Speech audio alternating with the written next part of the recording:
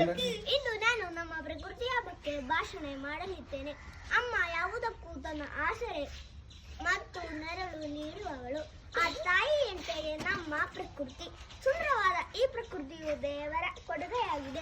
ನಾವು ಬದುಕಲು ಬೇಕಾದ ಎಲ್ಲವೂ ಪ್ರಕೃತಿಯಲ್ಲಿದೆ. ಗಾಳಿ, ನೀರು ಮತ್ತು ಹಸಿರು ಎಲ್ಲವೂ. ಆದರೆ ಇಂದು ನಮ್ಮ ಪ್ರಕೃತಿಯ ಸ್ಥಿತಿ ಹೇಗಿದೆ? ಭೂಮಿಯನ್ನು ಕಡಿದು, ಮರಗಳನ್ನು ಕಡಿದು, ಕಸ ಸುರಿದು ನಾವು ನಮ್ಮ ಮಾತೃ ಪ್ರಕೃತಿಯನ್ನು ನಾಶಗೊಳಿಸುತ್ತಿದ್ದೇವೆ. ನಮ್ಮ ತಾಯಿ ಪ್ರಕೃತಿಯನ್ನು ರಕ್ಷಿಸುವುದು ನಮ್ಮ ಕರ್ತವ್ಯ. ನಮ್ಮ ಭೂಮಿ ನಮ್ಮ ಸಂತೋಷಕ್ಕಾಗಿ ನಾಶಗೊಳಿಸುವ ವಸ್ತುವಲ್ಲ.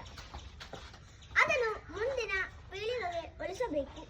ನಾವು ನೆಡಬೇಕು, ಕತ್ತರಿಸಿ ನಾಶಗೊಳಿಸಬಾರದು. ಅದಕ್ಕಾಗಿ ನಮ್ಮ ಶಾಲೆಯಿಂದಲೇ ಪ್ರಯತ್ನ ಆರಂಭಿಸಬೇಕು.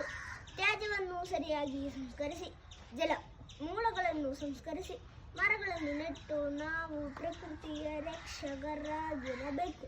ಪ್ರಕೃತಿಯ ಮೇಲೆ ಹಸಿರು ಹೊಡೆ ಹರಡುವ ಪ್ರಯತ್ನದಲ್ಲಿ ನಾವು ಭಾಗವಹಿಸಬಹುದು.